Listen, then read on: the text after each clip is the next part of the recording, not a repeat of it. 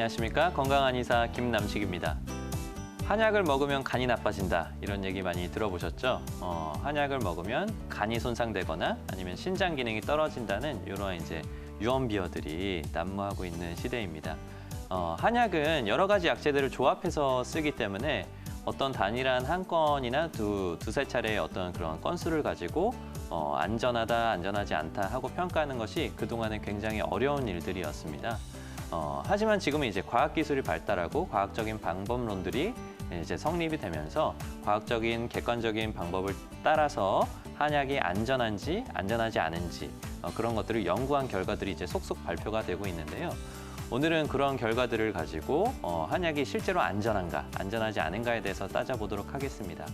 이제 약인성 간 손상이라고 하는 것이 있는데요. 대부분 이제 항생제를 비롯한 양약이 그런 것들을 많이 유발하긴 하는데 한약도 혹시 그런 물질들이 있는지에 대해서도 한번 알아보도록 하겠습니다. 한약이 실제로 간을 손상시키는지에 대한 이제 대규모 연구들이 이루어졌습니다. 이제 첫 번째 소개시켜드릴 연구는 한국한약연구원에서 이제 3년의 기간 동안 긴 시간 동안 1,000명의 환자들을 대상으로 했는데요. 입원을 하셨을 때 간 수치를 재고 또 퇴원을 하셨을 때 간 수치를 재가지고 그동안의 한약을 꾸준히 복용하시는 환자분들에 대해서 혹시 간 수치의 상승이 나타나지 않는지를 연구를 했는데요. 1,000명 중에 단 6명만 간 수치의 상승이 나타났고 6명의 상승도 이게 과연 한약이랑 결정적인 관련성이 있는 것인가에 대해서는 약간의 의문이 남는다라고 하는 결론을 보였습니다. 이러한 비율은 바로 0.6% 정도인데요. 0.6% 정도면 약인성으로 생길 수 있는 간 손상의 비율은 굉장히 낮은 축에 속하고 있습니다. 또한 자생척추관절 연구소에서 한 연구를 보면 더 긴 시간 동안, 약 8년 동안 7,000명 정도를 대상으로 해서 연구를 진행을 했는데요.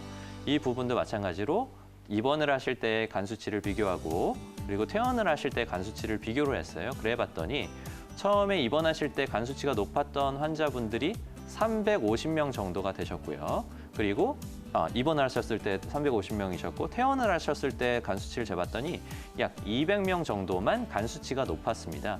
한약을 꾸준하게 복용을 하셨는데도 불구하고 오히려 간 수치가 더 개선이 됐다는 그런 연구 결과가 나왔고요.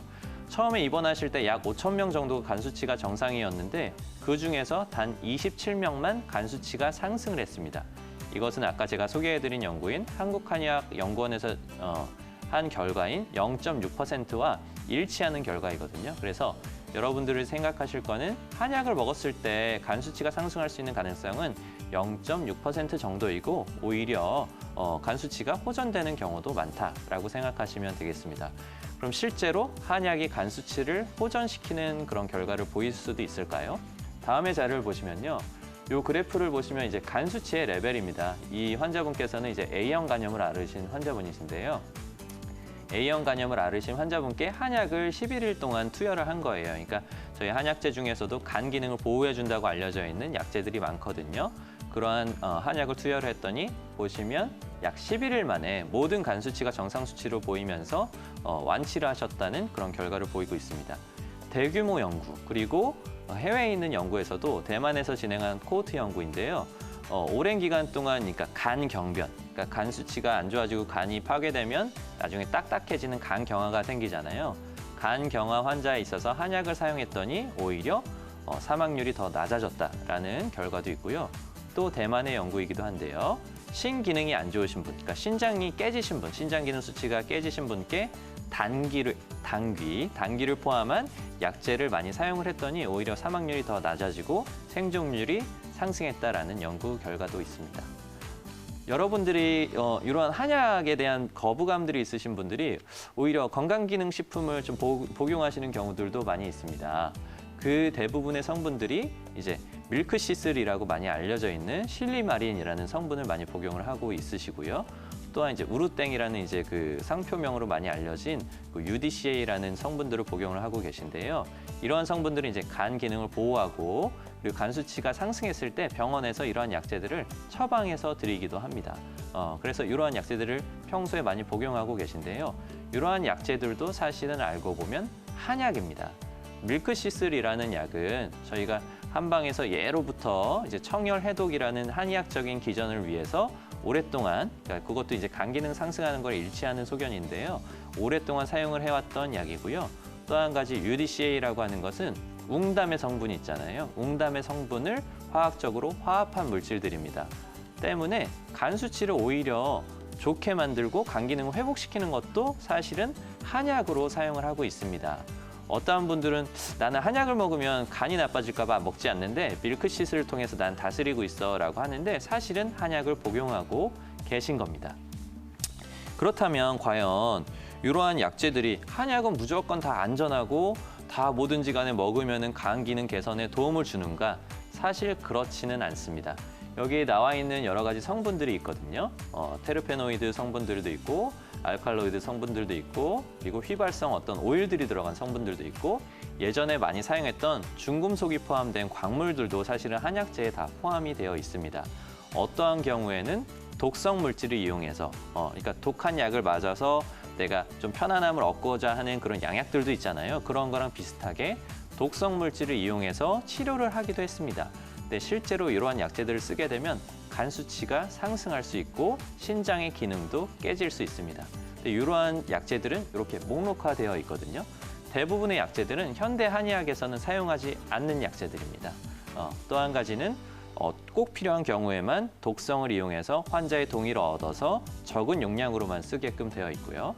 또 어떠한 약재들은 한의학에서 사용하는 용량은 괜찮지만 약 100배나 200배 이상의 용량을 사용을 했을 때 간 수치 상승이 나타나는 경우들도 있습니다.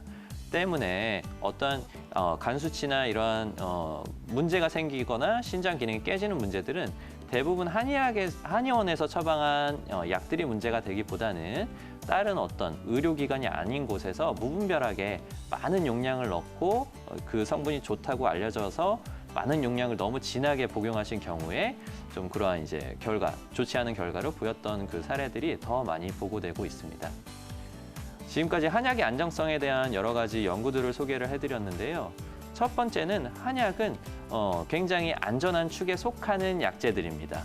대부분의 약재들은 간 기능을 손상시키지 않고 그다음에 신장의 기능도 손상시키지 않습니다.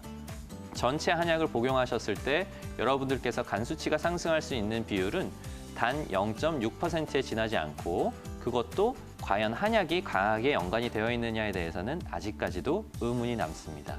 또한 간 기능을 오히려 보호해줘서 간 수치를 좋게 하는 한약재들도 있습니다. 물론 반면에 간 수치를 나쁘게 만들고 신장 기능을 깨트리는 약재들도 있습니다. 하지만 이런 것들은 제대로 교육을 받은 한의사분들이시라면 현대 한의원이나 그러니까 현대에 있는 한의학적으로는 사용을 하지 않거나 잘 가려서 쓰거나 아니면 환자분들께 미리 동의를 얻고 환자의 어떤 상태에 따라서 사용을 하게끔 되어 있습니다. 지금까지 한의학의 안전성에 대해서 설명을 해드렸는데 어느 정도 좀 이해가 되셨습니까? 한약은 굉장히 안전하고 특히나 전문가인 한의사에게 처방을 직접 받으시면 더욱더 안전합니다. 때문에 마음껏 한의원에 내원하셔서 이 안전한 한약을 복용하시기 바라겠습니다. 지금까지 건강한의사 김남식이었습니다.